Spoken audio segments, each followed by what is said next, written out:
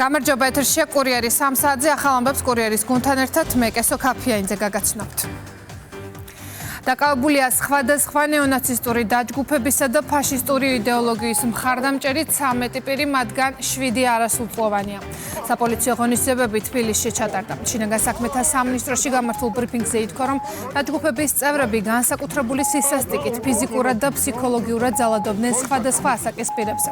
ბრალდებულების პირადი და საცხოვრებელი სახლების შხრეკისას ამოღებულია ცეცხლსასროლი, ხმოვანი და ცივი იარაღები, ნაცისტური სიმბოლიკის ნივთები, ნიღბები და სხვადასხვა ელექტრონული ტექნიკა. ნათია მღებრიშვილი ესწრებოდა ბრიფინგს შინაგან საქმეთა სამინისტროში და მეტი დეტალით ის შემოგვერთება ახლა პირდაპირ ეთერში. ნათია, გისმენთ. ძიმე დანაშაულს ადასტურებს ის კადრები, რომელიც შინაგან საქმეთა სამინისტრომ გაავრცელა. ეს ის მასალაა, რომელსაც ნეონაცისტური და ფაშისტური იდეოლოგიის მქონე ახალგაზრდები თავად იღებდნენ მობილური ტელეფონით და შემდეგ სოციალურ ქსელში დებდნენ. ერთ-ერთ ეპიზოდში არასრულწლოვანი მსხვერპლი სთხოვს თავდამსხმელებს, რომ შეწყვიტონ მისი ცემა, რადგან ის უკვე გონებას კარგავდა და ჰქონდა თავის არეში მრავლობითი დაზიანებები. მიუხედავად ამისა, დანაშაულებრივი ჯგუფის წევრები მის ცემას არ წყვეტენ, მეტიც ართმევენ პირად ნივთებს და ასევე თანხას. ამავე მასალაში კარგად ჩანს, რომ ფიზიკურ ანგარიშწორებაში მონაწილეობას იღებენ არასრულწლოვანი გოგონებიც. მიმდინარე სისხლის სამართლის საქმეზე სამართალდამცველებმა 13 პირი დააკავეს, 10 არასრულწლოვანია საქმეში, 10-მდე დაზარალებულია.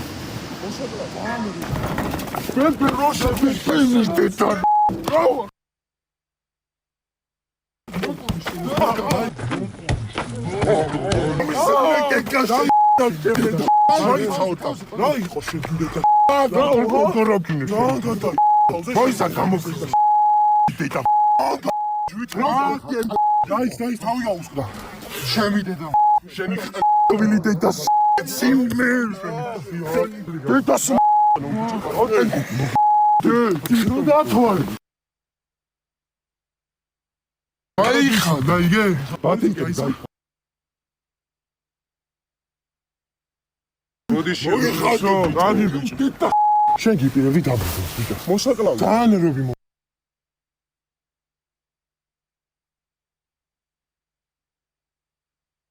ისე გაუგზავი რომ ეს ნახოს ვარტო და ვერ დაასწრაფო.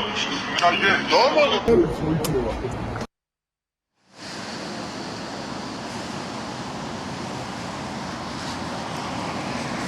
შეგახსენებთ, რომ ძიმე დანაშაულისთვის სამართალდამცველებმა დააკავეს 13 პირი, აქედან 7 არასრულწლოვანი. მათი ბინები ჩხრეკისას ამოღებულია კონკრეტული ნივთმტკიცებები, მათ შორის ხელკეტები, ცეცხლსასროლი იარაღები და კასტეტები. მიმდინარე სისხლის სამართლის საქმეზე შინაგან საქმეთა სამინისტროში დღეს საგანგებო ბრიფინგიც ჩატარდა. დაკავებულთაგან 7 არასრულწლოვანია. გარდა ამისა, ამავე სისხლის სამართლის საქმეზე მიმდინარე გამოძიების ფარგლებში ანალოგიური დანაშაულისათვის პენიტენციურ დაწესებულებაში მყოფ კიდევ 4 პირს მოპოვებული მტკიცებულებების საფუძველზე დამატებით ბრალი ჯგუფური ძალადობის ორგანიზებისა და მონაწილეობის ფაქტებზე წარედგინებათ. სამართალდამცველების მიერ რამდენიმე თვის განმავლობაში წარმოებული საგამოძიებო მოქმედებების შედეგად დადგინდა, რომ ძალადობრივი დაჯგუფების წევრები თავს მოიხსენიებდნენ ნეონაცისტებად და ხელმძღვანელობდნენ ფაშისტური იდეოლოგიით. ცნობადობის მოხვეჭის, ფაშისტური იდეოლოგიის პოპულარიზაციისა და ნეონაცისტური ქსელის წარმომადგენლების გავლენების გაზრდის მიზნით ისინი რადიკალურ დამოკიდებულებას იჩენდნენ მსხვერპლთა მიმართ და განსაკუთრებული სისასტიკით, სხვადასხვა ბლაგვით და ბასრისაგრის გამოყენებით, მათ შორის ხელკეტებითა და ეგრეთ წოდებული კასტეტებით ძალადობდნენ სამიზნე ობიექტებზე. განსაკუთრებით სასტიკად უსწორდებოდნენ მათ, ვინც ფაშისტურ იდეოლოგიას არ იზიარებდა. რადიკალური დაჯგუფების წევრები მათ ძარცვავდნენ და გარკვეული რაოდენობის თანხებს ძალავდნენ. დაჯგუფებების წევრები მსხვერპლთა მიმართ განხორციელებული ძალადობის, წამების, ღირსების შემლახველი ქმედებების, ფიზიკური და ფსიქოლოგიური ზეწოლის ამსახველ ფოტო-ვიდეო მასალას მობილური ტელეფონით იღებდნენ და სხვადასხვა ინტერნეტ პლატფორმაზე მიზანმიმართულად აქვეყნებდნენ. სხვადასხვა ნეონაცისტური დაჯგუფების წევრები ერთმანეთსაც სასტიკად უსწორდებოდნენ, რაც დასტურდება მიმდინარე გამოძიების ფარგლებში მოპოვებული მტკიცებულებებით. აღნიშნული ძალადობრივი ქმედებების შედეგად დაზარალებულია 10-მდე პირი, მათ შორის 2 არასრულწლოვანია. საზოგადოებას შევახსენებთ, რომ რადიკალური ფაშისტური დაჯგუფებების რამდენიმე ლიდერი ანალოგიური ბრალდებით სასჯელს უკვე იხდის პენიტენციურ დაწესებულებაში, რომლებიც სამართალდამცველებმა რამდენიმე თვის წინ დააკავეს. მათთან ერთად ასევე დაკავებულია სხვადასხვა ნეონაცისტური დაჯგუფების კიდევ 24 წევრი. შინაგან საქმეთა სამინისტრო აგრძელებს ბრძოლას ფაშისტური იდეოლოგიის მქონე ძალადობრივი ჯგუფების წინააღმდეგ. საზოგადოების თითოეულ წევრს კიდევ ერთხელ მოუწოდებთ მსგავსი დანაშაულების სულ მცირე ნიშნების არსებობისას დაუყოვნებლივ შეგვატყობინონ, რათა თავიდან ავიცილოთ სასტიკი მოპყრობა არასრულწლოვანთა მიმართ და მსგავსი იდეოლოგიის გავრცელება ახალგაზრდებს შორის. საქმეზე საგამოძიებო მოქმედებები გრძელდება, სავარაუდოდ დაკავებულთა რიცხვიც გაიზრდება, დანაშაული 15 წლამდე პატიმრობას ითვალისწინებს. მადლობა ნათია, თქვენ უსმენთ ნათია მღებრიშვილს. ელექტროენერგიის სამომხმარებლო ტარიფი 5 თეთრით გაიზარდა. გადაწყვეტილება სემეკის სხდომაზე მიიღეს. თბილისსა და რეგიონებში ახალი ტარიფი ძალაში 1 აპრილიდან შევა. სამომხმარებლოსთან ერთად 5-6 თეთრით იმატა კომერციულმა ტარიფმაც. ენერგეტიკისა და წყალმომარაგების მარეგულირებელ ეროვნულ კომისიას სამომხმარებლო ტარიფების შესახებ გასული წლის ბოლოს უნდა ემსჯელოთ, თუმცა მაშინ მიიღეს გადაწყვეტილება პროცესის 3 თვით გადავადების შესახებ. ლევან ფანცხავა შემოგვერდება საკითხის მეტი დეტალით ახლა პირდაპირ ეთერში ლევან გისმენთ. დიახ, კომისიის სხდომის მიმდინარეობის დროს გამოიკვეთა რამდენიმე მიმართულება, რაზეც აქცენტები გააკეთეს სპიკერებმა და თქვეს, რომ ეს მიმართულებები არის მომხმარებლების გაზრდილი რაოდენობა, ასევე პიკურ პერიოდში ავარიების მომატებული ოდენობა და ასევე მათივე განცხადებით ინფრასტრუქტურა თბილისსა და რეგიონებში, რომელიც მოიცავს, ასე რომ ვთქვათ, იმ რესურსს, რაც გააჩნიათ კომპანიებს, რომ ამ კუთხით მიწოდების ჯაჭვში პრობლემები იქნას აღმოფხრილი, ასევე რამდენიმე წუთის წინ სხდომის დასრულების შემდეგ განმარტებები გააკეთა ამ თემაზე სემეკის თავმჯდომარემ დავით ნარმანია ამბობს, რომ კომისიამ მიიღო დაბალანსებული გადაწყვეტილება და მისივე განცხადებით იმ დროს, როდესაც ამის რესურსი ჰქონდა სემეკს 2 წლის წინ 3 თეთრით შეამცირა ფასები ელექტროენერგიაზე, ხოლო ამ შემთხვევაში დადგენილია, რომ ფასი გაძვირდება 5 თეთრით, საუბარია სამომხმარებლო ფასზე და რაც შეეხება კომერციულ მიმართულებებს, ნარმანიას განმარტებით აქ ფასები გაიზრდება 4-დან 6 თეთრამდე. სხდომის დასრულების შემდეგ განმარტებები გაკეთდა კომპანიების წარმომადგენლების მხრიდანაც და მათ ისაუბრეს იმ მიმართულებებზე, თუ რატომ მოხდა ფასების გაძვირება ელექტროენერგიის კუთხით და რა საჭიროებები იდგა დღის წესრიგში. ტარიფის ზრდის უმთავრესი საფუძველი გახლავთ გაზრდილი მოხმარება, ენერგიის გაზრდილი ფასები და ასევე ქვეყნის ელექტროენერგიაზე იმპორტ-დამოკიდებულება მთელი რიგი შემოდგომა ზამთრის თვეების განმავლობაში. გარდა ამისა, გათვალისწინებული იქნა ინვესტიციის მხოლოდ ოპტიმალური მოცულობა იმისათვის, რომ ერთის მხრივ ქსელში არსებული ავარიები ეტაპობრივად შემცირდეს და მოსახლეობისთვის, ისევე როგორც კომერციული სექტორისთვის ელექტროენერგიის მიწოდების მდგომარეობა გაუმჯობესდეს. ინვესტიციების ჩადების გარეშე კომისია მიიჩნევს, რომ მდგომარეობა გაუარესდებოდა, ანუ უფრო გაიზრდებოდა ავარიები, წყვეტები, აქედან გამომდინარე მოსახლეობა იქნებოდა უფრო მეტად დაზარალებული. სწორედ ამიტომაც მარეგულირებელმა კომისიამ მიიღო დღეს დაბალანსებული გადაწყვეტილება და ვფიქრობთ, რომ ჩვენს მიერ დადგენილი ტარიფი შენარჩუნდება რამდენიმე წლის განმავლობაში. გახსოვთ თქვენ, რომ როცა ამის შესაძლებლობა ქონდა მარეგულირებელ კომისიას 2 წლის წინ შეამცირა ტარიფი 3 თეთრით და 2024-2025 წლის განმავლობაში 3 თეთრიანი შემცირებული ტარიფი იყო როგორც მოსახლეობისთვის, ასევე კომერციული სექტორისთვის, ამიტომ ჩვენ იმ პერიოდის მდგომარეობას უბრუნდებით და პლუს 2 თეთრიანი ტარიფის ზრდა გვაქვს. იცით თქვენ, რომ რამდენიმე წელია მთავრობა ასუბსიდირებს მოწყვლად მომხმარებლებს, ანუ ოჯახები, რომელთა სარეიტინგო ქულა 70,000-ზე ნაკლებია, მთავრობა ამ კატეგორიის მომხმარებლებს ეხმარება ელექტროენერგიის გადასახადის გადახდაში და ჩემს ხელთ არსებული ინფორმაციით ტარიფის გაზრდის პირობებშიც კომუნალური სუბსიდირება მთავრობის მხრიდან გაგრძელდება. მარეგულირებელმა ეროვნულ კომისიამ ზედმიწევნით კარგად იცის ჩვენი ქსელური პრობლემები და ჩვენ ქსელში არსებული ძალიან მძიმე მდგომარეობა. გაზრდილი ტარიფი ეს არის საწინდარი გაზრდილი ინვესტიციისა და დიდი პასუხისმგებლობისა კომპანიის მხრიდან.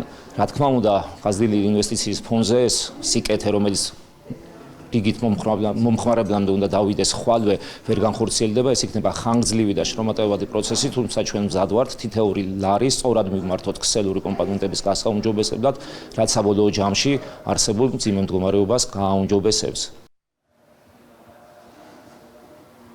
დიახ, როგორც მოვისმინეთ, სამეგის თავმჯდომარის მხრიდან სუბსიდირება შეეხება 20 წელ მოქალაქეებს და მათთვის ტარიფი დარჩება უცვლელი და ამ გადაწყვეტილების პროცესში ჩართულია თავიდან ბოლომდე საქართველოს მთავრობა. ჩვენ ასევე რამდენიმე წუთის წინ ვესაუბრეთ ენერგოომბუდსმენს, რომელიც სხდომას ესწრებოდა, ის განმარტავს თუ რატომ გახდა აუცილებელი ტარიფის მომატება და ასახელებს იმ მიმართულებებს, რა კუთხითაც უკვე გითხარით, რომ გაკეთდა აქცენტები სამეგის სხდომაზე, ეს არის ავარიების გაზრდილი რაოდენობა, ასევე ინვესტიციები რეგიონებსა და თბილისში, იმის გამო რომ მიწოდების ჯაჭვში პრობლემები იქნა სახმოყრილი. თითოეული ჩვენთაგანისათვის, რა თქმა უნდა, მნიშვნელოვანი და პრიორიტეტი არის მომხმარებელი, ის რომ მომხმარებელმა უნდა მიიღოს სტაბილური მომსახურება ელექტროენერგიის მიწოდების კუთხით. ბოლო პერიოდში ეს იყო განსაკუთრებული გამოწვევა, როგორც ჩვენი სამსახურისათვის, იმიტომ რომ შემოსული განაცხადების ძალიან დიდი რაოდენობა და 80% ენერგოსექტორში მომხმარებლებისა იყოს ზუსტად წვეტებთან დაკავშირებული და მიწოდებასთან დაკავშირებული პრობლემატური საკითხები. წლიდან წლამდე იზრდება მომხმარებელთა რაოდენობა და გარდა იმ მნიშვნელოვანი რეაბილიტაციო სამუშაოების ჩატარებისა, რომელიც ზოგადად ქსელის გაუმჯობესებას უნდა მოხმარდეს, ასე ვთქვათ, და უნდა განავითაროს ქსელი, არის ის, რომ ახალი მომხმარებლების რაოდენობის შემთხვევაში ქსელი საჭიროებს თავიდან ბოლომდე გადაწყობას და კიდევ უფრო გაძლიერებას. ყველაფერი ეს, რა თქმა უნდა, გულისხმობს იმას, რომ ამ ვითარებით მომხმარებელი მომავალში უწყვეტ მომარაგებას ვერ მიიღებდა. შესაბამისად, კომისიის ამ გადაწყვეტილებამ უნდა უზრუნველყოს მომდევნო პერიოდში მომხმარებლებისათვის სტაბილური მიწოდების უზრუნველყოფა და ეტაპობრივად ავარიების შემცირება, ქსელის გაუმჯობესება და ხარისხიანი მიწოდების უზრუნველყოფა. ახალი ტარიფები, რომელიც სემეკმა დღეს დაადგინა, 1 აპრილიდან შევა ძალაში და იმოქმედებს 4 წლითა და 9 თვით. მადლობა ლევან, თქვენ უსმენთ ლევან ფანცხავას. ფასების შემსწავლელი დროებითი საპარლამენტო კომისიის მორიგის ხდომა ცოტა ხნის წინ დასრულდა. დეპუტატებმა საკანონმდებლო ორგანოში ამჯერად ფარმაცევტული კომპანიების წარმომადგენლებს მოусმინეს. განიხილეს მედიკამენტების ბაზრის სტრუქტურა, ფასწარმოქმნის ჯაჭვი და სექტორის საოპერაციო პროცესები. თამარ თათარაშვილი იმყოფება საკანონმდებლო ორგანოში და ის ჩაგვერთვება ახლა პირდაპირ ეთერში. თამარ, გისმენთ. სხდომა თითქმის 3 საათის განმავლობაში მიმდინარეობდა. საგამოძიებო კომისიის წევრებმა დღეს მოусმინეს ფარმაცევტული კომპანიების საერთაშორისო და ადგილობრივ წარმოებლებს, ანუ იმ სუბიექტებს, ბიზნეს ჯგუფებს, რომლებიც აწარმოებენ მედიკამენტებს, ის გააქვთ როგორც ადგილობრივ ბაზარზე, ასევე ექსპორტზე. სხდომა წარიმართა კითხვა-პასუხის რეჟიმში. ბუნებრივია, დეპუტატები დაინტერესდნენ თუ როგორი არის საქართველოში ფარმაცევტული ბაზრის სტრუქტურა, ფასწარმოქმნის ჯაჭვი და რეალურად რა სივრცე არსებობს იმისთვის, რომ მედიკამენტებთან დაკავშირებით ფასები იყოს დასტაბილურებული, რადგან სწავლები არის ის აუცილებელი საჭიროება, რომელიც მნიშვნელოვანია, რომ ხელმისაწვდომი იყოს თითოეული მოქალაქისთვის. ამ კითხვებზე საპასუხოდ მაგალითად GM Pharma-ს წარმომადგენელმა, რომლის წლიური მოგება, რომლის კომპანიის წლიური მოგებამ 2024 წელს 60 მილიონი ლარი შეადგინა, პასუხისმგებლობის ისრების სხვა მიმართულებით გადაიტანა. სამაგერო დეპუტატებმა მას შეახსენეს, რომ სწორედ სახელმწიფომ უზრუნველყო რამდენიმე წლის წინ, რომ დაეწესებინა კონკრეტულ მედიკამენტებზე რეფერენტული ფასი, რამაც მოსახლეობას შესაძლებლობა მისცა, რომ შეღავათიან ფასში შეეძინათ აუცილებელი და საჭირო მედიკამენტები, რასაც ისინი ვერ აკეთებდნენ ამას გასული წლების განმავლობაში, რადგან მაღალი ფასის გამო მაგალითად ქართველებს უწევდათ გადასვლა თურქეთში და კონკრეტული მედიკამენტების იქ შესყიდვა. ასევე კითხვები დაისვა დეპუტატების მხრიდან იმასთან დაკავშირებით, თუ რამდენად სწორი და მართებული არის კონკრეტული მედიკამენტებზე ფასები იმ შემთხვევაში, როდესაც დასავლეთ ევროპის ქვეყნებში ეს არის ბევრად ნაკლები ვიდრე საქართველოში.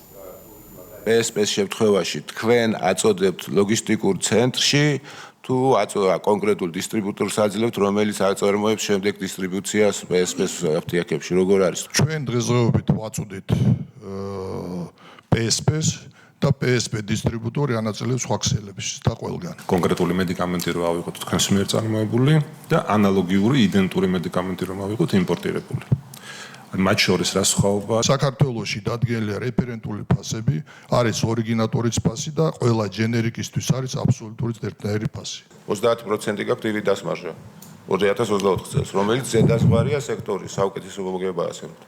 23 წელსაც ნახავთ ალბათ, ხო? რამდენი იყო 23 წელს? თუ გავასაშუალოეთ, საშუალოდ გამოდის 20%. 22-ში იყო 31%, მიყვეთ ახლა 21. არა, გითხრათ რა. 32%. ერთი წელი ჩაგივარდათ, როდესაც გქონდათ დაბალი და იმას იძახით 4 წლიდან 3 წელიწადში იყო 31%. თქვენ ყიდდით ისეთ ფასებად მედიკამენტებს, რომლებითაც ადამიანებს არ შეეძლოთ ფიზიკურად წამალი თავის გადარჩენისთვის ეყიდათ. გადადიოდნენ თურქეთში და იქიდან შემოქონდა წამლები, იმიტომ რომ ადგილზე თქვენ ყველა ვინც აქ ხართ წარმოუდგენლად დიდი ფასნამატით ყიდდით წამლებს.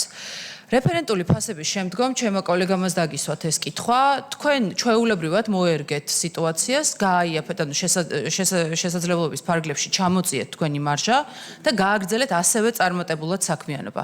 ჯდება თუ არა ეს ბიზნესის რაიმე ეთიკაში? GM Pharma არ ქმნის ამით საქართველოს ბაზარზე. Kolga კომპანია ფლობს თუ არა PSP-ს აფთიაქებს, GM Pharma-ს საავადმყოფოებს და სადაზღვევოს. მაინტერესებს როგორ მუშაობს ეს ქსელი, რომელიც თქვენ გაქვთ შექმნილი. სახელმწიფო რეგულაციის მიხედვით, როგორც არეგულირებს, ისე იქცევა ყველა კომპანია აბსოლუტურად ბიზნესში. დააწესეს რეფერენტული ფასები, დაჯდა რეფერენტული ფასი. ყველა რაღაც პრეპარატები გავიდა, რაღაც პრეპარატები გავიდა ბაზარიდან. თქვენ ეს ქვეყნები ჩამოთვალეთ, სადაც შედიხართ და სადაც აპირებთ ოპერირებას. ხო არ ფინანსდება ეს საქართველოს ბაზარზე მიღებული მოგებით? ექსპორტზე გავიდა 2007 წელს. ყველაზე დიდ ბაზარზე უზბეკეთში, ტაჯიკეთში, ყირგიზეთში დაახლოებით 2-3 წლის განმავლობაში ვიღავით წარმოდგენილი ყველა ბაზარზე. მაშინ ფინანსდებოდა კრედიტებით.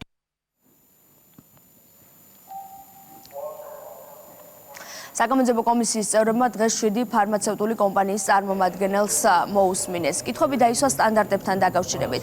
მაყურებლისთვის აღსაქმელი რომ იყოს მარტივად, ამ კომპანიის წარმომადგენლები არა მხოლოდ აწარმოებენ მედიკამენტებს, არამედ მათ აქვთ მათ შორის სადაზღვევო კომპანიები და კონკრეტული კლინიკები. დეპუტატები დაინტერესდნენ, რამდენად თავსებადია ეს ყველაფერი იმ ფონზე, როდესაც კონკრეტული მედპერსონალის წარმომადგენლები სიტყვაზე აპრიორიტეტებენ კონკრეტულ მედიკამენტებს. დაინტერესდნენ მათ შორის იმ ნაწილშიც ხომარს თავაზობენ მაგალითად სამედიცინო სფეროს წარმომადგენლები კონკრეტული დასახელების მედიკამენტებს, ამ შემთხვევაში პაციენტებს. ამ საკითხთან დაკავშირებით თავად კომპანიის წარმომადგენლებმა თქვეს, რომ მიმდინარეობს ეს პროცესი სრულად გამჭვირვალედ და არანაირი სტანდარტის დარღვევა აქ არ აღენიშნება. ადგილობრივ ბაზარზე თქვენი წარმოების მიწოდების წილი რამდენ შეადგენს? ჩვენი სრული ასორტიმენტის ახლობით 85% არის ადგილობრივ ბაზარზე. წარმოდგენილი არის ყველა ქსელში, ყველა აფთიაქში, მოთხოვნის მიხედვით დისტრიბუციას ახორციელებს ავერსი ფარმასა აფთიაქო ქსელი. რაც უფრო მოკლე არის ფასწარმოქმნის ჯაჭვი და ნაკლებ კომპონენტიანია, მით უფრო საუკეთესო ფასხებელობს მოხმარებელი და ამ შემთხვევაში ორ კომპონენტიანია აღნიშნულ სექტორში ეს ლავაზმი და ხაზი გაუსვა. რამდენად ეთიკურია ან სტანდარტებში შედის, რომ თქვენი ჯგუფიც ასევე ფლობს აფთიაქს, მედიკამენტების წარმოებას, საავადმყოფოებს. შეუძლია თუ არა თქვენი ჯგუფის სხვა ასე ვთქვათ კომპანიებს, მაგალითად აფთიაქს, რომ დააპრიორიტეტოს თქვენი წარმოების წამალი. ავერსი ჯგუფში შემოვალი კომპანიები არიან დამოუკიდებელი იურიდიული პირები, რომლებსაც აქვს თავისი მოგების გეგმა, თავისი მოგება და ყველაფერს აკეთებენ, რომ მათი მოგება შესრულდეს შემოსავალი ნორმალური თავისი შემოსავალის ნორმალური კონდეს კომპანიას. აქედან გამომდინარე, არც ერთი ავერსი ჯგუფში შემოვალი იურიდიული კომპანია არ მიანიჭებს პრიორიტეტს მხოლოდ იმიტომ, რომ ავერსი რაციონალის არის. თუ არ იქნა კონკურენტუნარიანი ფასი ავერსი რაციონალს. არა, ეს ახლა ოფიციალურად რა თქმა უნდა არავინ არ არის ვალდებული, თუმცა აფთიაქების ქსელებში ხშირად არის, რომ მაგალითად უარს ეუბნებიან, რომ არ გვაქვს ახლა ამ მომენტისთვის ეს და ჩამნაცვლებლად თავაზობენ ისეთ წამალს, რომელსაც არ ვრცელდება რაღაც კონკრეტული რეგულაცია ან რეფერენტული ფასი. პარლამენტში შექმნილი დროებითი საგამოძიებო კომისია რამდენიმე თვეა უკვე რაც მუშაობას განაგრძობს პირველ ეტაპზე დასრულდა სასურსათო პროდუქციაზე ფასების მოკლევის საკითხი და ამ ნაწილში საგამოძიებო კომისიის ფარგლებში სტომებზე იმყოფებოდნენ როგორც დისტრიბუტორები, ასევე ქსელური მარკეტების წარმომადგენლები და მწარმოებლები. ახლა ჯერი უკვე დადგა ფარმაცევტულ კომპანიებზე და ვიცით რომ მანდატი გააფართოვა დროებითმა საგამოძიებო კომისიამ შესაბამისად მუშაობის ფარგლებში ისინი ასევე დაიბარებენ სხდომებზე ნავთობპროდუქტების წარმომადგენლებს. მადლობა თამარ, პირდაპირ ეთერში თქვენ უსმენთ თამარ თათარაშვილს. ექსკლუზიური ინტერვიუ პირთან, რომელმაც მარტა კოსის საიდუმლო წარსული გაასაჯაროვა. იგორ ომერზას მიერ მოპოვებული დოკუმენტებით დადასტურდა, რომ ევროკომისარი კოსი იუგოსლავიის იმ საიდუმლო პოლიციის ჯაშუში იყო, რომელსაც საბჭოთა კავშირთან აქტიური ბმა ჰქონდა. სკანდალურ მასალებზე ომერზამ წიგნით დაწერა, რის შემდეგაც ევროპარლამენტმა მარტა კოსის გამოკითხვა მოითხოვა. ლუკა ჩანგელია მუშაობს თემაზე და ის შემოგვერდება ახლა თემის მეტი დეტალით. ლუკა, ეთერში ხარ. ესო მნიშვნელოვანია იმ ფაქტის გათვალისწინება, რომ იგორ ომერზა ამ საგამოძიებო მასალებზე დაახლოებით 20 წლის განმავლობაში მუშაობდა და ამდენივე დრო დასჭირდა მას იმისთვის, რომ საბოლოოდ კონკრეტული დოკუმენტებისთვის მიეგნო. ახლა უკვე მოპოვებული საბუთები ადასტურებს ომერზას განმარტებით იმ ფაქტს, რომ ევროკომისარი წლების განმავლობაში ჯერ კიდევ მაშინ, როდესაც ყოფილი იუგოსლავიის სახელმწიფო არსებობდა და შესაბამისად მოქმედებდა საბჭოთა კავშირი, მუშაობდა საიდუმლო პოლიციისთვის. ანუ ის იყო დაკავებული ჯაშუშური საქმიანობით, კერძოდ ის გადავიდა საცხოვრებლად გერმანიაში, სადაც Deutsche Welles მედია ორგანიზაციაში მუშაობდა და სწორედ ამ Deutsche Welles სლოვენიური სამსახურის სახებ აწვდიდა უდბას, ანუ საიდუმლო პოლიციას კონკრეტულ ინფორმაციებს. ამ დრომდე მარტა კოს ამ საკითხთან დაკავშირებით არანაირი განცხადება არ გაუკეთებია. მისმა, ასე რომ ვთქვათ, კაბინეტმა ერთადერთი წერილი გაავრცელა, სადაც ნათქვამი არის ის, რომ დეტალური კომენტარი ამ საკითხზე არ გაკეთდება, მაგრამ აუცილებლად უნდა გავითვალისწინოთ ამ შემთხვევაში ის ფაქტი, რომ მარტა კოსის ეს წარსული განხილვის საგანი ხდება და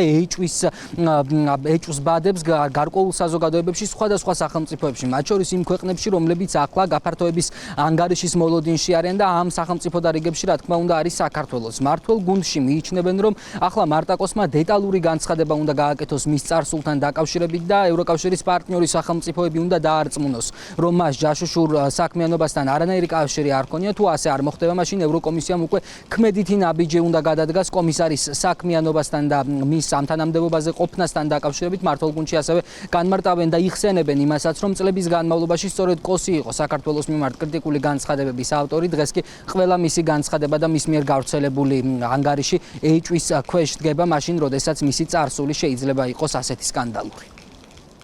როდესაც ვიგებთ, რომ ასეთი წარსულის ადამიანი არის პასუხისმგებელი, მათ შორის საქართველოსზე და ისეთი შეფასებები, რაც მოსმენილი გვაქვს ამ ადამიანისგან, რა თქმა უნდა, ღიმილის მომგვრელია ერთი და მეორე, ის ნდობა თუ რაღაცა რაც კი შეიძლებოდა რომ კონდეს ამ ადამიანის თუ ევროკომისიის მიმართ საზოგადოებას კონდეს, ძალიან ბევრი კითხვის ნიშანი ჩნდება ამ თემას დაკავშირებით. ამიტომ ჩვენ ვისურვებდით მისგან კაფიო განმარტებებს, ან უგულებელყოფას, ან ახსნას, რასთან ქონდა საქმე, რატომ თანამშრომლობდა, რა მიზნით თანამშრომლობდა თავის დროზე თუ იყო ასეთი, ეს არის ალბათ ყველაზე მნიშვნელოვანი და კიდევ ერთხელ უკვე მერამდენეთ საზოგადოება ხედავს, რომ ის ადამიანები, ვინც საქართველოსაც მორალური პედესტალიდან ცდილობენ, რომ ჭკუა ასწავლონ თუ გაკვეთილები წაუკითხონ, აღმოჩნდებიან ხოლმე ისეთი რეპუტაციის და ისეთი წარსულის მქონე, ხა საერთოდ ღიმილის მომგვრელია მათი მხრიდან რაიმე ლექციის მოსმენა და მათი სიტყვების დაჯერება. გაფართოების საკითხებში ევროკომისარის საიდუმლო წარსულის შესახებ გავრცელებული დოკუმენტაციის არჯერად საპარლამენტო ოპოზიციაში გახარიას პარტიის წარმომადგენლები ამბობენ, რომ ისინი არ აპირებენ იმ საკითხის შეფასებას, რომელზეც მხოლოდ და მხოლოდ ერთადერთი ადამიანი საუბრობს. თუმცა მნიშვნელოვანია ის, რომ ამ ერთადერთი ადამიანის, ანუ იგორ ომერზას მიერ გავრცელებული დოკუმენტითა და პუბლიკაციებით დაინტერესდა თავად ევროპარლამენტის, რომელმაც ის მიიწვია დაწესებულებაში, თავისი წიგნის პრეზენტაციაშიც დაეხმარა და შემდგომში უკვე სწორედ ამ წიგნზე დაყრდნობით ევროპარლამენტში ჩაინიშნა მოსმენა, სადაც კონკრეტულ კითხვებს პასუხები უნდა გასცეს მარტა კოსმა. რაც შეეხება საპარლამენტო უმრავლესობას, ქართულ ოცნებაში ამბობენ, რომ ეს ყველაფერი კიდევ ერთხელ ადასტურებს ორმაგ სტანდარტსა და მოპყრობის, ასე რომ ვთქვათ, მაჩვენებელს, რომელიც ევროკავშირს აქვს რიგი ქვეყნების მიმართ. ევროკომისია აკრიტიკებს სხვადასხვა სახელმწიფოებს, მაშინ, როდესაც მას დეტალური ინფორმაცია თავად მისივე თანამშრომლების შესახებ არ აქვს. რელევანტური ნამდვილად არ არის. როგორ შეიძლება ჯერ ერთი კონკრეტული ადამიანის, ვინც არ უნდა იყოს ის, ვიზას თქვენ საუბრობთ, ამ ადამიანზე დაყრდნობით ვინმეს აგენტობა დავაბრალოთ, ხო? ახლა ეს არასერიოზულია, სხვას რომ თავი დავანებოთ. დოკუმენტები წარმოადგენთ. არ ვიცი, ნახოთ ახლა ამ დოკუმენტებს ნახავთ ჩვენ კიდევ ვიმეორებ და ყველაფერს პასუხი გაეცემა. ну ძალიან ბევრი უკმაყოფილება არის თვითონ ევროკავშირის შიგნით მართველი კლასის მიმართ, იგივე ქალბატონი კალასის მიმართ უკვე ძალიან ხმამაღლა საუბრობენ, მაგალითად ევროპარლამენტის ვიცე-პრეზიდენტი და სხვა მაღალჩინოსნები, რომ იგი უნდა ჩამოშორდეს მართვის სადავეებს, იგივე ქალბატონ ურსულა ფონ დერ ლაიენთან დაკავშირებით დღემდე არსებობს კითხვის ნიშნები ფაიზერის სკანდალთან დაკავშირებით, რამდენიმე მილიარდზე არის საუბარი და დღემდე არ არის ის საქმე დახურული. ასევე ქალბატონი მარტა კოსი, რომელის მიმართაც სერიოზული ბრალდებებია იმასთან დაკავშირებით, რომ იუგოსლავიის პოლიციასთან თანამშრომლობდა სპეცსამსახურებთან, ამაზე უკვე ძალიან ბევრი საუბრობს და ესე დღეში არის დღეს ევროკავშირის მართველი კლასი, როგორი გულდასაწყვეტიც არ უნდა იყოს. ნახოთ როგორ განვითარდება მოვლენები. იგორ ომერზე ახლა ყველანაირ პასუხისმგებლობას ურსულა ფონ დერ ლაიენს აკისრებს და ამბობს, რომ სწორედ ევროკომისიის პრეზიდენტმა უნდა მიიღოს გადაწყვეტილება მარტა კოსის თანამდებობიდან გათავისუფლების შესახებ. დღეს ვრცელ ინტერვიუს რუსთავიორის მაყურებელი 9 საათიანი კურიერის დასრულებისთანავე ნახავს და ასევე მოისმენს იგორ ომერზას პოზიციას იმ დოკუმენტებთან დაკავშირებით, რომელსაც ის 20 წლის განმავლობაში ეძებდა, საბოლოოდ მოიძია და შეისწავლა კიდეც. მადლობა ლუკა, პირდაპირ ეთერში თქვენ უსმენთ ლუკა ჩანგელიას. იგორ ომერზასთან ინტერვიუ რუსთავიორის ეთერში 9 საათიანი კურიერის დასრულებისთანავე გავა. მკვლევარი და პუბლიცისტი დეტალურად ყვება იმ მასალებზე, რომელიც მარტა კოსის ჯაშუშურ კავშირებზე მიუთითებს. წიგნის ავტორის თქმით, მარტა კოსი როგორც კომისარი შანტაჟის მიმართ ძალიან მოწყვეტია. ჩემი წიგნის გამოქვეყნების შემდეგ მას ევროკომისიაში აღარანაირი რეალური გავლენა, ფუნქცია თუ ავტორიტეტი აღარ გააჩნია. ის ფაქტობრივად, როგორც ამბობენ, დამწვარი ფიგურაა.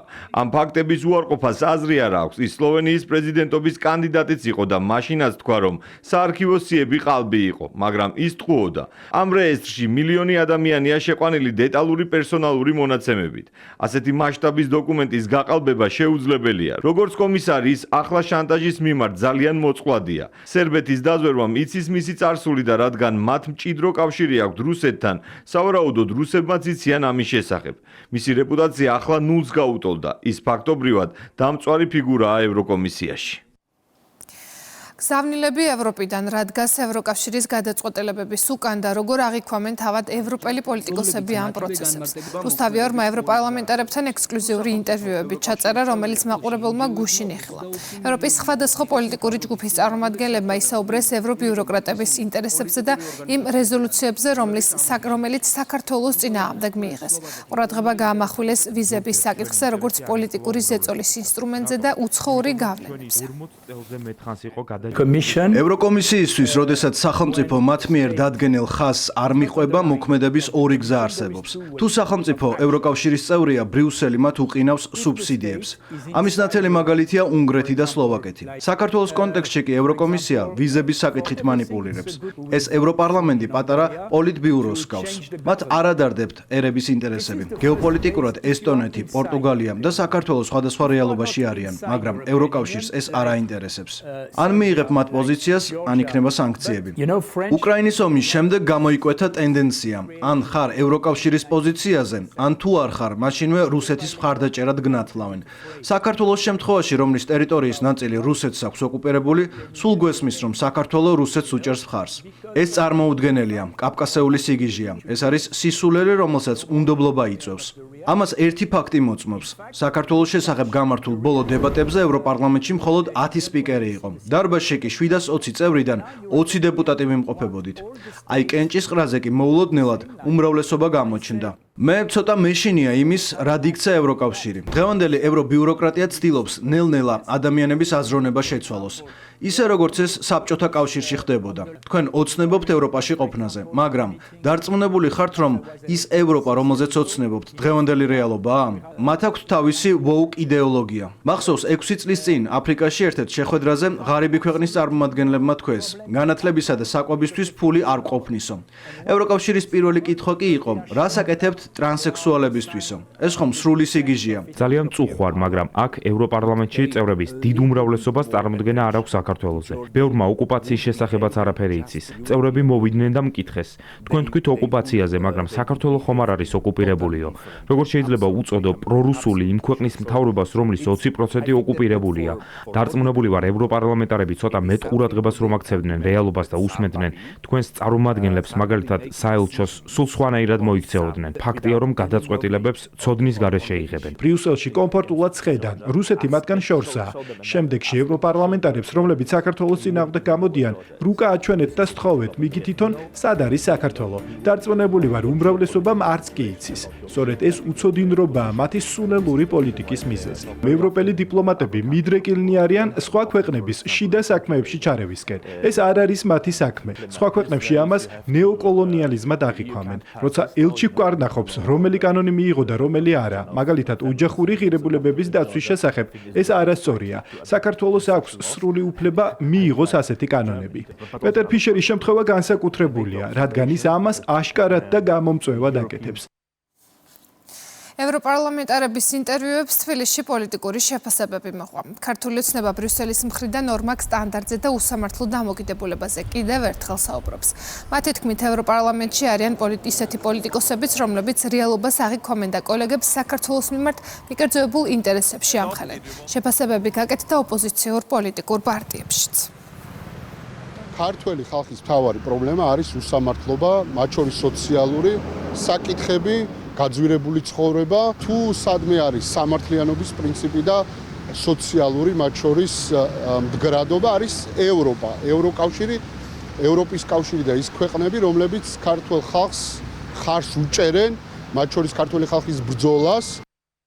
ჩვენს მიმართ განსაკუთრებული თავდასხმები ხორციელდება, ჩვენ ვართ განსაკუთრებული შანტაჟის ობიექტები, იმიტომ რომ ჩვენ არ ვასრულებთ მიღებულ დავალებებს და დავალებები მიიღება მხოლოდ ქართული საზოგადოებისაგან. სხვა ქვეყნების საქმეებში ჩარევები ამოდროულად ყველაფერი განსხვავებული რუსულად შერაცხვა, ეს არა მხოლოდ ევროპარლამენტარების მხრიდან დასტურდება, არამედ დასტურდება ამერიკის შეერთებული შტატების დაზვერვის სამსახურების ხელმძღვანელებისგანაც, რომლებიც პირდაპირ მიუთითებენ, რომ არსებობენ ძალები, რომელთაც არ მოსწოთ კონკრეტული პოლიტიკური ჯგუფები, კონკრეტული ქვეყნების გადაწყვეტილებები და შემდეგ ყველანაირად რომ გააშოვონ ეს პირები, ყოველთვის პრორუსულს ან რუსს მიაწევებენ ხოლმე და შემდეგ ცდილობენ როგორმე გააშოვონ საზოგადოებაში. ამ ძალებმა როგორც არ უნდა ცადონ სიმართლის და სიტყვის თავისუფლების ჩახშობა ჩვენს ქვეყანაში, მათ ყოველთვის ხელი მოეცარებათ. ევროინტეგრაცია, პარტნიორობა თუ ბიუროკრატიული ლაბირინთი. საზოგადოებისთვის მნიშვნელოვანი კითხვა და განსხვავებული პასუხები ერთ სივრცეში. დღეს რუსთავი 2-ზე დებატებია, სტუმრები არიან ევროპასთან ინტეგრაციის კომიტეტის თავმჯდომარე ლევან მახაშვილი, ქართული ოცნების წევრი ლევან მაჭავარიანი, ბექა ნაცვლიშვილი, ცოტნე კობერიძე და ვახო მეკრენიშვილი. გადაცემა რეზი ჭიჭინაძესთან ერთად 22 საათზე დაიწყება.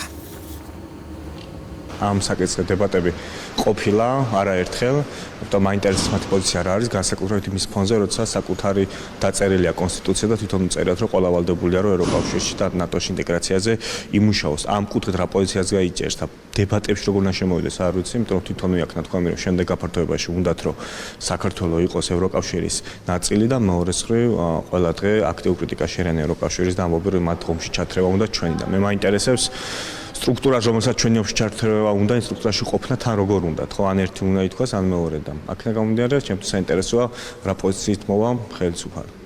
ევროპული ინტეგრაციის თემა იყო დისკუსიების საგანი საზოგადოებაში გასული წლების განმავლობაში, ამიტომ გვექნება შესაძლებლობა დღეს რომ კიდევ ერთხელ გადავხედოთ ამ წლების განვლილ გზას, შევხედოთ, გავიაზროთ, გავაანალიზოთ რა პროცესები მიმდინარეობდა, რა დამოკიდებულება ჰქონდა ბრიუსელს საქართველოსადმი, საქართველოს პოზიციები რატომ იყო ისეთი, როგორიც იყო და საზოგადოებას აუხსნათ, ყველას გვექნება შესაძლებლობა რომ აუხსნათ კიდევ ერთხელ საქართველოს პოზიციები ჩვენი თითოეული ნაბიჯის მიზეზები, რატომ ვდგავდით ამ ნაბიჯებს, რატომ არ ვდგავდით, რატომ ვაკრიტიკებდით ევროპელ ბიუროკრატებს, სადაც ამის საჭიროება იყო.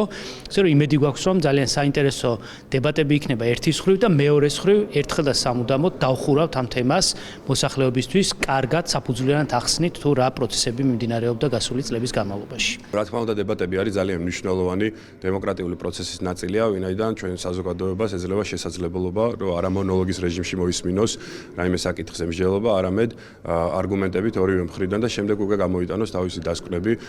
თვითონ ევროინტეგრაციას რაც შეეხება, ერთადერთი წინაღობა ამ გზაზე არის ის ევრობიუროკრატია და ის მართველი კლასი, რომელიც დღეს არის ბრიუსელის სათავეში. აქ ყველაფერი ძალიან მარტივია. ჩვენ უარი განვაცხადეთ, რომ ყოფილიყავით გამოყენებული პროქსი ქვეყნად, ისევე როგორც გამოიყენეს უკრაინა, მიუხედავად იმისა, რომ ჩვენი მოქალაქეების უდიდესი უმრავლესობა ამ ყველაფერს უკვე იაზრებს და ეს გამოჩნდა ჩვენი მხარდაჭერის კუთხით არჩევნებზე, მაგრამ ზოგადად საზოგადოებამ უნდა კარგად გაიაზროს თუ რა გახლავთ მიზეზი იმისა, თუ რატომ არის დაძაბული ურთიერთობა ჩვენსა და ევრობიუროკრატებს შორის. სპორტული გამარჯვების აღნიშვნა პოლიტიკური ცენზურით. ასე აფასებენ მართულ გუნდში სეტანტა სპორტის ბანერს, რომელიც ისტორიაში საქართველოს ნაკრების მეასე გამარჯვებას მიეძღვნა. პოსტერზე არ არის გამოსახული ყველაზე ტიტულოვანი ქართველი ფეხბურთელი კახა კალაძე. ფოტოკოლაჟში ვერ მოხვდა ვერც მიხეილ ყაველაშვილი. რადგან ვერ მოიძებნა ბანერზე მათი ადგილი. ქართულ ოცნებაში პოლიტიკურ ცენზურაზე საუბრობენ. ეს გადაწყვეტილება არ ახალია, წარსულშიც სეტანტა გამორჩეული იყო თავიანთი პოლიტიკური პოზიციების დაფიქსირებით, როდესაც მაგალითად ისეთ ადამიანს, როგორც არის ბატონი კახი კალაძე, რომელიც არის ისტორიული ფიგურა, მთლიანად ფეხბურთის ისტორიისთვის და იგი არის მაგალითად მილანის ამ ისტორიული გუნდის ლეგენდების ერთ-ერთ მოწინავე პოზიციაზე, რომელსაც აქვს მოგებული 2 ჩემპიონთა ლიგა და ამ ადამიანს უბრალოდ არ მოიხსენიებ, ეს ერთი ვარიანტი, ან უბრალოდ არაფერი არ გესმის სპორტში, ან მეორე პოლიტიკურად ანგაჟირებული ხარ და მე მგონია, რომ ისინი პოლიტიკურად ანგაჟირებულები არიან და კიდევ ერთხელ უნდა გაიმიჯნოს ერთმანეთისგან სპორტი და პოლიტიკა. პოლიტიკის შეტანა სპორტულ მოცემულობაში არის სამწუხარო ხელწერა, რომელიც მუდმივად ჰქონდათ 2012 წლამდე არსებულ ხელისუფლებას და დღესაც ამ მოცემულობას ჩვენ ვაწყდებით სხვადასხვა მიმართულებით, რაც ბუნებრივია სიცხვილეა, ელემენტარულად სიცხვილეა ამ ყველაფრის აი ესე ამ ფორმით წარმოდგენა, სადაც ყველაზე სახელოვანი და ყველაზე დაფასებული ქართველი ფეხბურთელი, ქართველი სპორტსმენი კახა კალაძე არ არის მოცემული ისევე როგორც მიხეილ ყაველაშვილი, რომელსაც არაერთი მიღწევა აქვს სპორტში და მსოფლიო ფეხბურთში. არ ვიცი, სიცხვილე. კურიერი რეკლამის შემდეგ ეთერში ბრუნდება განვაგრძობთ გამოშვებას. საქართველოს პრემიერ-მინისტრი ირაკლი კობახიძე თურქმენეთის მინისტრთა კაბინეტის თავმჯდომარის მოადგილეს შეხვდა. ისაუბრეს საქართველოსა და თურქმენეთს შორის ურთიერთობებსა და სამომავლო თანამშრომლობის პერსპექტივებზე. აღნიშნა, რომ საქართველო-თურქმენეთის თანამშრომლობა თვისებრივად ახალ დონეზე აყვანილი და მაღალი დონის ვიზიტები ხელს უწყობს აღნიშნული ურთიერთობების კიდევ უფრო გამტკიცებას. განხილეს რეგიონში არსებული ვითარება. ასევე ხაზი გაესვა თურქმენეთის ძალისხმევას ცენტრალურ აზიაში მშვიდობისა და სტაბილურობის გამტკიცების მიმართულებით. დავით გაბაიძე აჭარის უმაღლესი საბჭოს თავმჯდომარის პოსტს ტოვებს. ამის შესახებ განცხადება მან სპეციალურ ბრიფინგზე გააკეთა. გაბაიძემ გადაწყვეტილება პირადი სურვილით ახსნა, მისივე თქმით, ცვლილება აუცილებელია უმაღლესი საბჭოს ფუნქციონირებაშიც. დავით გაბაიძეს აჭარის უმაღლესი საბჭოს თავმჯდომარის პოზიციას 2016 წლით ანიკავებდა. ეს ფაქტი უკვე ცნობილია პრაქტიკულად, თუმცა სამართლებრივი პროცედურაა, რომ ეს განცხადება საჯაროდ უნდა გაკეთდეს, შესაბამისად ვაფიქსირებ ჩემს ამ პოზიციას. გადადგომის განცხადებასთან ერთად მე მადლობა მინდა უთხრა ქართული ოცნება დემოკრატიული საქართველოს პოლიტიკურ გუნდს. 3 მოწვევის განმავლობაში არასრული 10 წელი ხელმძღვანელობდი ამ მნიშვნელოვან ინსტიტუციას. ვემსახურე ხალხს ისე როგორც შემეძლო, ყოველი შემთხვევისთვის ძალები არ დამიზოგავს. იაშვილის სახელობის ბავშვთა ცენტრალური საავადმყოფო სამედიცინო დირექტორის ივანე ჩხაიძის განცხადებით, თებერვლიდან საქართველოში ყველაზე ხშირად ცირკულირებს ვირუსი, რომელიც 2 წლამდე ასაკის ბავშვებისთვის არის უფრო მეტად საყურადღებო, რადგან მას შეუძლია ბრონქების ანთება გამოიწვიოს. ჩხაიძემ დღეს გამართულ პრესკონფერენციაზე განმარტა, რომ ვირუსს ახასიათებს ხშირი ხველა, გახშირებული და გაძნელებული სუნთქვა. ეს არის ვირუსი, რომელმაც ჩაანაცვლა გრიპი, თებერვლის მეორე ნახევრიდან განსაკუთრებით ყველაზე მეტი შემთხვევა ფიქსირდება რესპირაციულ-სინციტიული ვირუსით გამოწვეული. ეს არის ვირუსი, რომელიც ძირითადად 2 წლამდე ასაკის ბავშვებისთვის არის უფრო მეტად საყურადღებო, ვინაიდან მას შეუძლია გამოიწვიოს წვრილი ბრონქების, ბრონქიოლების ანთება. ამ დაავადებას ბრონქიოლიტი ქვია და მისთვის დამახასიათებელია სუნთქვის გახშირება, მკვეთრი გახშირება, ხმაურიანი გახშირებული სუნთქვა. პაციენტების ნაწილი საჭიროებენ ჟანგბადის დამატებით მიწოდებას, საჭიროებენ ინტრავენურ გადასხმას და სითხის შევსებას, ამიტომ პაციენტების მცირე ნაწილს სჭირდება ჰოსპიტალიზაცია. თბილისის სახელმწიფო სამედიცინო უნივერსიტეტის მენტალური ჯანმრთელობის საუნივერსიტეტო კლინიკა ოფიციალურად გაიხსნა. კლინიკა, რომელიც ვაშლი ჯვარში სარაჯიშვილის ქუჩაზე მდებარეობს, აერთიანებს მენტალური ჯანმრთელობის სფეროში მომუშავე სხვადასხვა პროფილის 100-ზე მეტ სპეციალისტს. საუნივერსიტეტო კლინიკის ძირითადი სტაციონარი გათვლილია 103 საწოლზე სხვადასხვა სტაციონარული განყოფილებით. ახლად აშენებული საუნივერსიტეტო კლინიკის გახსნის ღონისძიებაზე დამწრე საზოგადოებას სიტყვით მიმართეს განათლებისა და ჯანდაცვის მინისტრებმა. ეს არის პირველი მოცემულობა, როდესაც უკვე სამედიცინო მიმართულებას ეძლევა სწორედ ამ მნიშვნელოვანი დარგის კუთხით მეტი განვითარების შესაძლებლობა და რაც მნიშვნელოვანია და რაც განსაკუთრებით გამორჩევას საჭიროებს, არის ის, რომ ეს კლინიკა შეასრულებს როგორც პრაქტიკული ხასიათის საქმიანობას და მოემსახურება შესაბამის პაციენტებს, ასევე მას ექნება უდიდესი როლი შემდგომი თაობის ფსიქიატრიული მიმართულების დარგის სპეციალისტების აღზრდაში. შესანიშნავად აშენებული ნაგებობის ფარგლებში ახალი სამედიცინო დაწესებულება, რომელიც მოემსახურება არა უბრალოდ პრაქტიკული თვალსაზრისით სამედიცინო სერვისების მიწოდებას, არამედ ეს იმავდროულად იქნება კერა, სადაც მოხდება ფსიქიატრიული მიმართულებით პროფესიონალების დახელოვნებაც და შესაბამისად ბაზა პრაქტიკულად პროფესიული დეფიციტების შესავსება. Ფიქრობ, რომ ეს იქნება მართლაც სანიმუშო და ძალიან კარგი დაწესებულება, რომელიც რეალურად იქნება შესაძლებლობა იქნება, რომ მნიშვნელოვნად აღმოფხვრას, ასე ვთქვათ, როგორც პროფესიული, ისე სერვისების თვალსაზრისით არსებული დეფიციტები დაახლოებით 2 თვეში კლინიკა მზად იქნება, რომ გაუწიოს შესაბამისი საჭიროების მქონე ჩვენი ქვეყნის მოქალაქეებს სამედიცინო მომსახურება. კლინიკაში იქნება საგანმანათლებლო კერა, რომ განთავსდება თბილისის სახელმწიფო სამედიცინო უნივერსიტეტის შესაბამისი პროფილის დეპარტამენტები და აქ აღიზრდებიან ახალგაზრდა თაობის ექიმები. თელავში სპეციფიკური ნარჩენების მდგრადი მართვისა და ცნობიერების სასამაღლებელი რეგიონული პროექტი განიხილეს. ინიციატივის მიხედვით გათვალისწინებულია რეგიონის ყველა ქალაქში ელექტრონარჩენების შეგროვების სივრცეების შექმნა, მუნიციპალიტეტების საჯარო სკოლებში ნარჩენების მართვის მიმართულებით ტრენინგების ჩატარება, სკოლების ნარჩენების შეგროვების კონკურსში ჩართვა, გამარჯვებული სკოლების გამოვლენა და დაჯილდოვება. განვათავსებთ შესაგროვებელ კონტეინერებს სპეციფიური ნარჩენისთვის, კერძოდ ეს იქნება ელექტრონული და ელექტრომოწყობილობები, რის შეგროვების შემდეგაც აღნიშნული ნარჩენი განთავსდება უსაფრთხო გარემოში, რაც საბოლოო ჯამში შეუწყობს ხელს ჩვენს რეგიონში გარემოს ზრუნვაზე, ცნობიერების ამაღლებას. ჩვენ ვაპირებთ კახეთში, ყურვავე მუნიციპალიტეტში საჯარო სკოლებთან ვითანამშრომლოთ და შევაგროვოთ სპეციფიკური ნარჩენები. ამისათვის განვათავსებთ სპეციალურ ბრენდირებულ უღლებს და შევაგროვოთ სპეციფიურ ნარჩენს, როგორც არის ელექტრომოწყობილობები და ბატარეები და სკოლებს შორის გაიმართება კონკურსი და ძალიან სახალისო ამბები გველოდება წინ. ეს არის საფუძველი იმისთვის, რომ ჩვენმა ახალგაზრდებმა კარგად გაიაზრონ თუ რა მნიშვნელობა აქვს ნარჩენების წარმოქმნის პრევენციას ერთის მხრივ, ხოლო მეორეს მხრივ სპეციფიკური მათ შორის ელექტრონარჩენების შეგროვებისა და გადამუშავების წილს ზოგადად, როგორც გარემოს დაცვის, ასევე ქვეყნის ეკონომიკური განვითარების თვალსაზრისით. კურიერი 3-ზე ამით დასრულებულია. ჩვენ ერთმანეთს 6 საათზე შევხვდებით. თქვენ კი მეტი ინფორმაციისთვის ეწვიეთ ჩვენს ვებგვერდს rustavi2.gr და ასკანერეთ QR კოდი და შემოგვიერთდით rustavi2-ის Facebook გვერდზე. ნახვამდის.